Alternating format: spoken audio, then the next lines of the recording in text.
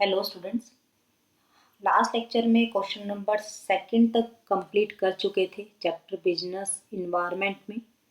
आज हमें इस चैप्टर में क्वेश्चन नंबर थर्ड को स्टार्ट करना है। तो चलिए आपके साथ फर्स्ट पार्ट को देखते हैं। ये पॉइंट क्या कहता है? Discuss profit as business objective as per Peter F Drucker. अब ये पीटर एफ ड्रकर जी हमारे लिए बहुत इम्पोर्टेंट है, क्योंकि इनके कई क्वेश्चन निकलते हैं जो प्रैक्टिस मैनुअल में भी हैं, पास्ट ईयर एग्जाम पेपर्स में भी हैं, स्टडी मटेरियल में भी इसका पूरा कॉन्सेप्ट हमें गिवन है। तो क्वेश्चन यहाँ ये कहता है कि प्रॉफिट को एक्सप्लेन करो किस तरीके से, जो पीटर एफ ड्रकर जी ने कहा था। पीटर एफ ड्रकर जी ने बिजनेस के लिए दो कंक्लूजन निकाले थे। कितने कंक्लूजन ड्रॉ किए थे? दो कंक्लूजन ड्रॉ किए थे। उसमें इन्होंने कहा था कि बिजनेस एक क्या है। तो बिजनेस को एक्सप्लेन करते करते ही उन्होंने प्रॉफिट की डिस्कशन कर दी थी। यदि मैं आपको यहाँ पर थोड़ा सा रिवाइज करवाऊं तो सबसे पहले बोला था कि business is that which is created and managed by people. ये वर्डिंग आपको याद करके जानी है, क्योंकि एमसीक्यू का पैटर्न है और आपको अच्छे तरीके से पढ़ के जाना होगा। क्या है बिजनेस? जो लोगों के द्वारा क्रिएट किया जाता है और मैनेज किया जाता है, उसको हम बिजनेस कहते हैं। और दूसरा कंक्लूजन बिजनेस के बारे में दिया था कि business can not be explained in terms of profit. दोबारा से, business can't be explained in terms of profit. तो ये दो कंक्लूजन थे। उन्हीं दो कंक्लूजन में से किसी एक टर्म को, दैट मीन्स प्रॉफिट को लेकर ये क्वेश्चन बनाया गया है कि प्रॉफिट बिजनेस ऑब्जेक्टिव के रूप में पीटर एफ ड्रकर जी ने क्या कहा है, उसको एक्सप्लेन कीजिए। ठीक है, तो एक बार देख लेते हैं हम। आपकी नोटिंग में पेज नंबर 9 पर आपको ये क्वेश्चन दिखेगा, देख लीजिए एक बार। Discuss profit as a business objective as a Peter F Drucker, as per Peter F Drucker. तो एक्सप्लेन कैसे करना है? पेज नंबर 7 पर जो टर्म है उनको आप एक्सप्लेन करके आएंगे। तो पेज नंबर 7 को एक बार हम देख लें। चलिए देखिए, पूरी हेडिंग में है as per Peter F Drucker, page number 7। क्या कहेंगे? पीटर एफ ड्रकर जी ने कहा profit as a business objective के बारे में। सबसे पहली line, business can not be explain in terms of profit. क्या बोला है? बिजनेस को कभी भी हम प्रॉफिट में एक्सप्लेन नहीं कर सकते हैं। क्यों नहीं कर सकते? उसको आपको पूरा एक्सप्लेन करना पड़ेगा। अभी मैं हल्का से रिवाइज करवा देती हूँ आपको। क्यों हमने कहा कि बिजनेस को कभी भी प्रॉफिट में हम एक्सप्लेन नहीं कर सकते, बता नहीं सकते? क्योंकि आज का जो समय है उसमें हमें वेल्थ मैक्सिमाइजेशन की तरफ ध्यान देना होता है। प्रॉफिट मैक्सिमाइजेशन की तरफ हमें ध्यान नहीं देना है, वेल्थ मैक्सिमाइजेशन की तरफ ध्यान देना है। क्यों? इसका इम्पोर्टेंस क्या है? क्योंकि प्रॉफिट मैक्सिमाइजेशन कभी हो सकता है जब आप सेल करेंगे हायर प्राइस पर। लेकिन आज के समय में यदि आप कस्टमर को सेटिस्फाई नहीं करो, अपनी गुडविल को क्रिएट नहीं करो, या अदर जो सोशल फैक्टर्स हैं उनको ध्यान नहीं दो, तो आप लंबे समय तक अपने बिजनेस को आगे बढ़ा नहीं सकते।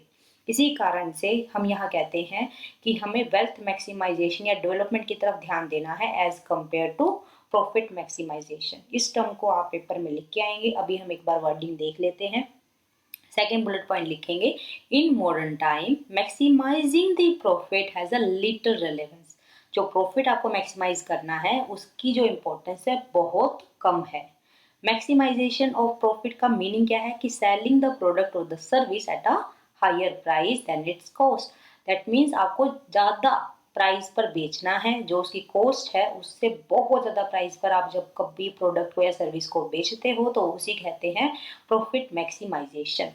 नाउ अब क्या है? वेल्थ मैक्सिमाइजेशन या डेवलपमेंट इज कंसिडर। आगे ना लाइन, वेल्थ मैक्सिमाइजेशन आपको मेनली फोकस करना है, जिसमें नॉन फाइनेंशियल फैक्टर्स आपको देखने। नॉन फाइनेंशियल फैक्टर्स क्या है? जैसे गुडविल, रिलेशन या सोसाइटी के जो फैक्टर्स हैं, इस तरीके के। तो एक क्वेश्चन निकल भी सकता है कि नॉन फाइनेंशियल फैक्टर्स क्या है। एक क्वेश्चन यहाँ निकलेगा कि आपका explain the conclusion drawn by the Peter F Drucker. ये वाला क्वेश्चन भी आपको आगे अपने प्रैक्टिस मैनुअल में मिलेगा, जब आएगा तब मैं आपको दोबारा से उसको डिस्कस करवा दूंगी। अभी आपने क्वेश्चन नंबर ए देखा, नोटिंग में क्वेश्चन मिला, आपको एक्सप्लेनेशन भी मिल गई। अब हम मैच कर लेते हैं कि आईसीआई की वर्डिंग क्या हमारी नोटिंग से मैच होती है या नहीं होती है। तो एक क्वेश्चन है आपका, उसमें देखिए, Peter F Drucker was of the view that, पहली line, business can not be explained in terms of profit. तो सबसे पहले पीटर एफ ड्रकर जी ने क्या बोला कि business can not be explain in term of profit. तो ये कीवर्ड बिल्कुल हर तरीके से हमारी नोटिंग में मिलता है और पहली वर्डिंग में ही मिलता है। नेक्स्ट आपको डालना है कि मैक्सिमाइजेशन जो प्रॉफिट है उसकी आपकी जो रिलेवेंस है वो क्या है, हैज लिटिल रिलेवेंस। तो सेकंड वाली वर्डिंग में भी आपकी जो कीवर्ड है वो हमने डाल रखे हैं। नेक्स्ट है कि प्रॉफिट मैक्सिमाइजेशन होता क्या है, सिंपल भाषा में selling higher prices than the cost पे। तो ये वर्डिंग भी आपको मिली। पर दीजिए, profit mean selling the product और price at a higher price than it cost.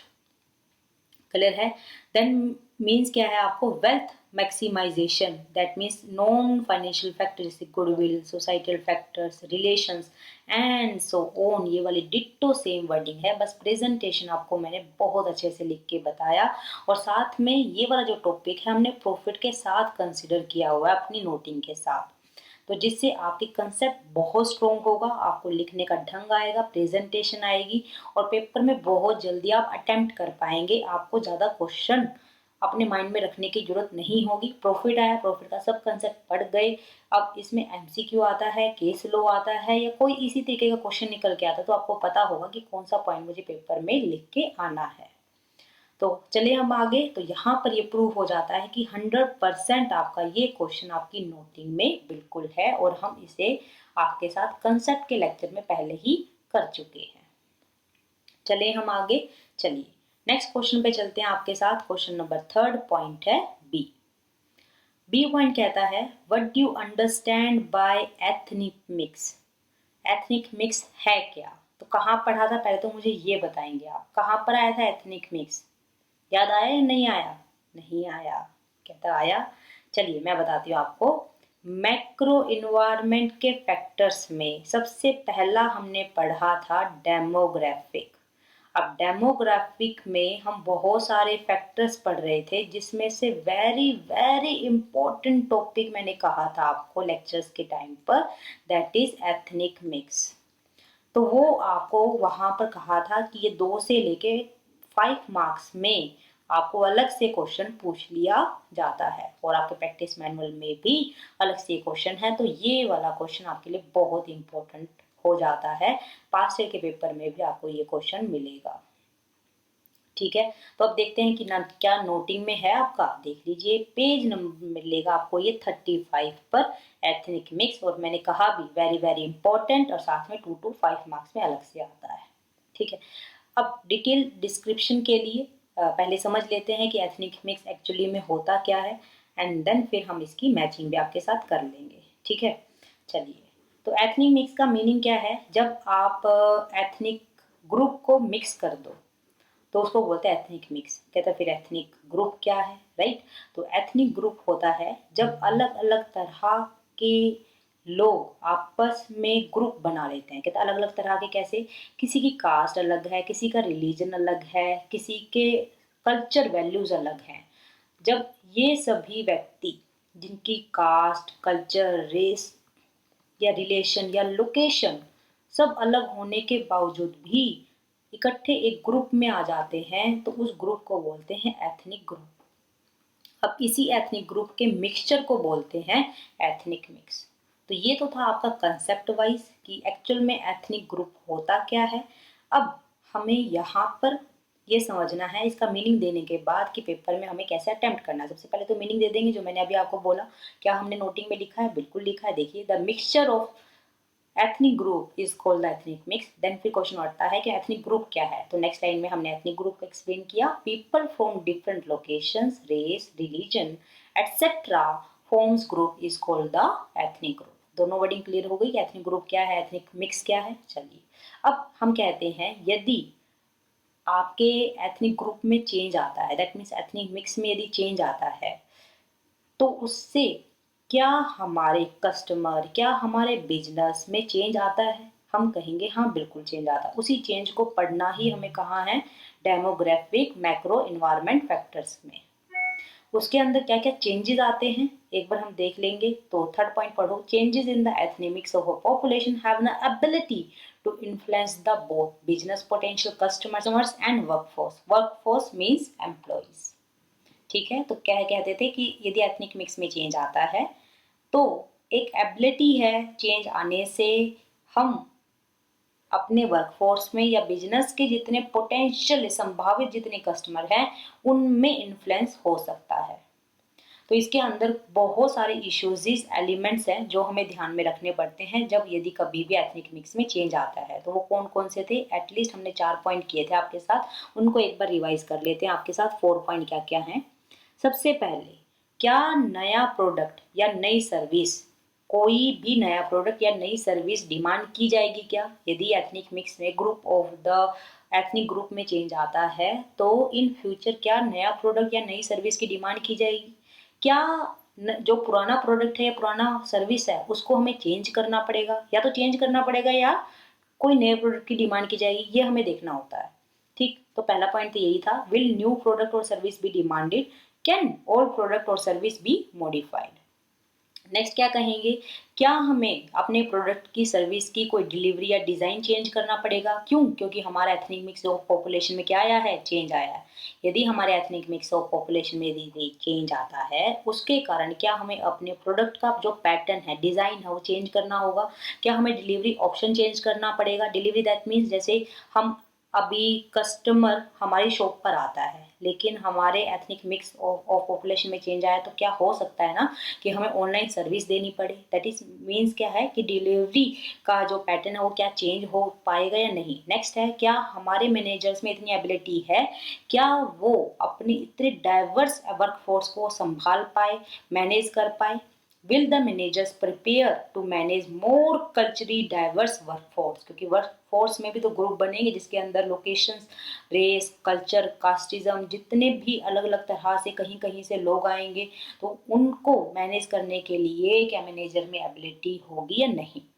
Next और लास्ट वेरी इंपॉर्टेंट, किस तरीके से कंपनी अपना वर्कफोर्स हेट्रोजिनिटी का फायदा उठाएगी। वर्कफोर्स हेट्रोजिनिटी का मीनिंग क्या होता है, जो एम्प्लॉइज हैं अलग अलग कंसर्न के, जैसे मेल एंड फीमेल के अब एम्प्लॉइज बढ़ने लगे हैं। पहले यदि आप 2-3 डिकेड की पहले की बात करो तो मेल एम्प्लॉय ज़्यादा होते थे इन अ कंपनीज, राइट।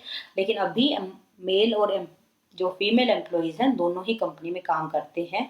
तो कंपनी के लिए ऐसे वर्कफोर्स, जो डाइवर्स वर्कफोर्स है, उसका क्या फ़ायदा मिल सकता है या कंपनी उस फायदे को कैसे ले पाएगी, उसको भी देखना हमें इसी में पड़ता है। ठीक है, तो क्वेश्चन थोड़ा सा अच्छा था इसलिए हमने डिस्कशन इस पे पूरी की आपकी। अब हम मैच कर लेते हैं, क्या यही वर्डिंग आपके प्रैक्टिस मैनुअल में है या नहीं है। चलिए मिलाते हैं। एक बात श्योरिटी से है कि आपको अपनी इन नोटिंग्स में जो मैं आपको समझा रही हूँ उसमें बहुत एक्स्ट्रा चीज़ें मिलने वाली हैं, कम तो मिलने से रही। यहाँ से सिर्फ ये मैच करते जाओ कि प्रैक्टिस मैनुअल की जो वर्डिंग है, जो हम पेपर में लिखना है, हमें जो पेपर में हमें नंबर जिनसे मिलेंगे, क्या वो वर्डिंग इन नोटिंग में है या नहीं, जिससे मैं आपको प्रूव दे रही हूँ कि आपका कॉन्फिडेंस इंक्रीज हो जाए। क्योंकि कॉन्फिडेंस इंक्रीज होगा तभी आपको मेरे ऊपर विश्वास होगा। विश्वास आएगा तो पेपर में आप अच्छे से अटेम्प्ट कर पाओगे, और अटेम्प्ट यदि पेपर में अच्छा हो गया तो आपको भी पता है कि आपका अटेम्प्ट क्लियर हो जाएगा। ठीक है, तो ये सारी मेहनत इसीलिए ही हो रही है। तो चलते हैं, आपका मिलाते हैं। एथनिक मिक्स में सीधा reflect the change in the ethnic makeup of a population, सीधी वर्डिंग आपकी change in the ethnic mix of a population से लाइन आपकी ये मिली है, यानी कि दैट मीन्स एथनिक मिक्स को एक्सप्लेन नहीं किया है। हम एक्स्ट्रा में अपना एथनिक मिक्स को भी एक्सप्लेन करके आएंगे, एथनिक ग्रुप को भी एक्सप्लेन करके आएंगे पेपर में, जिससे हमारी कंसेप्ट और स्ट्रॉन्ग हो जाएगा एग्जाम में। नेक्स्ट है कि क्या बोला है कि कंपनी के पोटेंशियल कस्टमर या वर्कफोर्स की जो इम्प्लीकेशन है यानी इन्फ्लुएंस है वो हम इनसे समझ पाए। तो ये वाली वर्डिंग भी आप देखिए, influence the both business potential customers and workforce. Keyword workforce, company potential customers, ये भी आपको मिल गए अच्छे से। नेक्स्ट है आपके इशूज़ क्या हैं जिससे आपको ये पता चल सके एथनिक मिक्स के बारे में। तो इशूज़ या एलिमेंट्स कहें जो शुड बी कंसिडर, तो ये देखिए आपके प्रैक्टिस मैनुअल में first point, second point, third point और ये वाला पॉइंट फोर्थ है। कभी आप कंफ्यूज हो जाओ तो ये 4 पॉइंट है और हमने भी 4 पॉइंट ले रखे हैं। एक बार देख लें क्या मिलता है हमारा। First point, change in the ethnic mix of population, product and service, design and delivery. ठीक है, तो हमने इसकी थोड़ी सी वर्डिंग आसान बनाने के लिए इसकी क्वेश्चन को विल से स्टार्ट किया है। बाकी कोई चेंज नहीं है लेकिन आपको कीवर्ड वही मिलेंगे। तो कीवर्ड देखो कि प्रोडक्ट और सर्विस, डिजाइन एंड डिलीवरी के बारे में लिखा है क्या? Yes, product and service, design and delivery. Second point देखेंगे। ठीक है, नेक्स्ट है न्यू प्रोडक्ट और सर्विस बी डिमांडेड और कैन एग्जिस्टिंग यानी कि ओल्ड वन बी मॉडिफाइड। तो इसको हमने दो तरीके से लिखा कि विल न्यू प्रोडक्ट और service B demanded, can old product और सर्विस बी मॉडिफाइड। तो आपका और अच्छे से आप समझ पाएंगे, याद कर पाएंगे। तो यही भी तो पर्पज है कि कीवर्ड भी आप पेपर में लिखो और याद करना भी आपके लिए आसान हो जाए, राइट? आप यही तो मांगते हो अपने टीचर से। नेक्स्ट है थर्ड कि मैनेजर्स प्रिपेयर कर सकें, ताकि मैनेज कर सकें वो किस चीज़ को? More culturally diverse workforce. तो ये देखो, more culturally diverse workforce, managers manage कर पाएंगे, हम ले चुके हैं थर्ड पॉइंट में। और last, how can the company position, किस तरीके से कंपनी एडवांटेज ले पाएगी वर्कफोर्स हेट्रोजिनिटी। तो increased workforce heterogeneity, increased workforce heterogeneity. तो ये भी आपका क्वेश्चन 100% तरीके से बी पॉइंट आपका अटेम्प्ट नोटिंग के साथ मैच हुआ और हमने इसको अच्छे तरीके से भी कवर किया। ठीक है, चलिए अब हम चलते हैं आपके साथ नेक्स्ट सी पार्ट पर। क्वेश्चन नंबर थर्ड का सी पार्ट कहता है, can a change in the elected government, जो गवर्नमेंट चुनी हुई है, इलेक्शंस में जो गवर्नमेंट चुनी जाती है उनके अंदर जो चेंज आ जाता है, जैसे एग्जांपल पहले कांग्रेस या बीजेपी है, तो अफेक्ट द बिजनेस इन्वायरमेंट।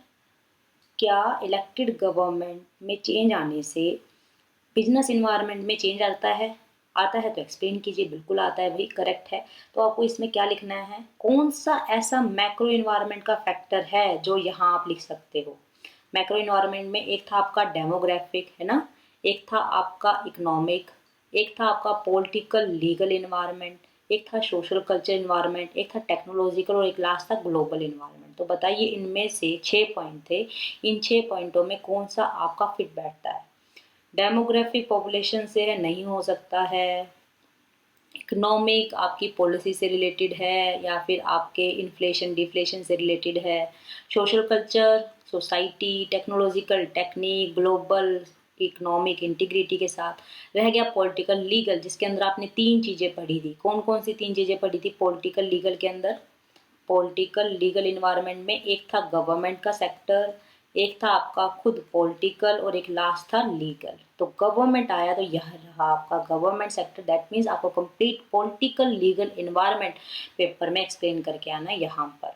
ठीक है, क्या एक्सप्लेन करके आएंगे? Political legal environment factor. तो क्वेश्चन तो समझ में आया, ये आपको अच्छे से पता भी चला क्या लिखना है। एक बार अपना नोटिंग से रिवाइज कर लेते हैं। पॉलिटिकल लीगल इन्वायरमेंट, तो यहाँ चलिए क्वेश्चन एक बार मिलाइए, पेज नंबर आपको मिलेगा 40 पर। Can a change in elected government can affect the business environment, explain. तो आपको क्या करना है, पॉलिटिकल इन्वायरमेंट को कंप्लीट लिख के आना है पेपर में।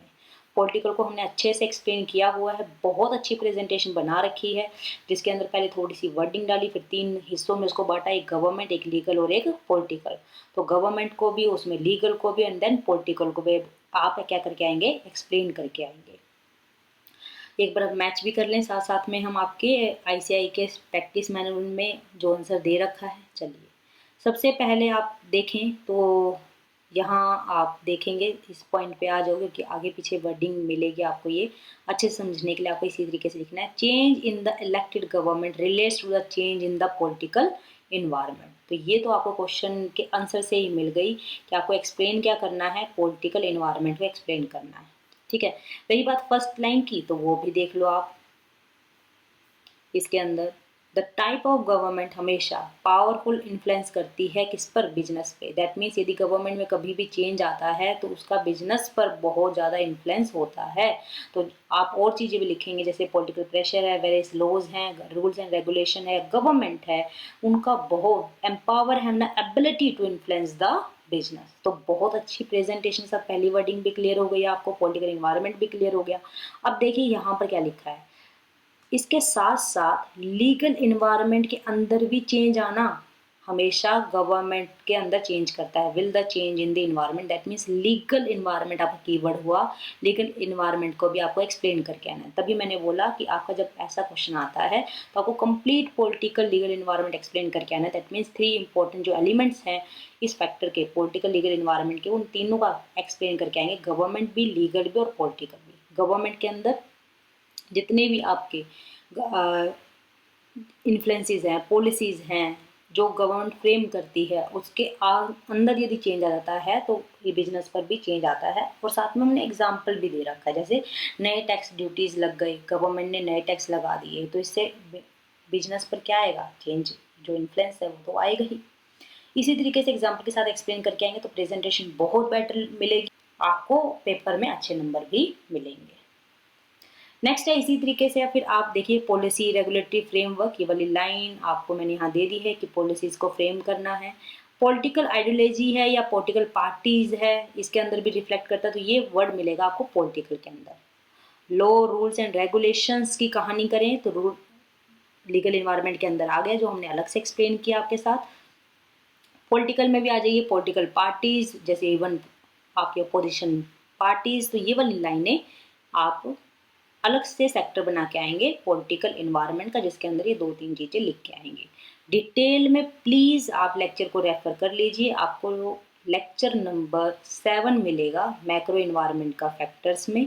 उसके अंदर आपको बहुत डिटेल में मैंने ये तीनों फैक्टर्स आपको समझा रखे हैं। अभी मैंने शॉर्ट में बताया ये क्वेश्चन कवर है, यस कवर है नोटिंग के अंदर।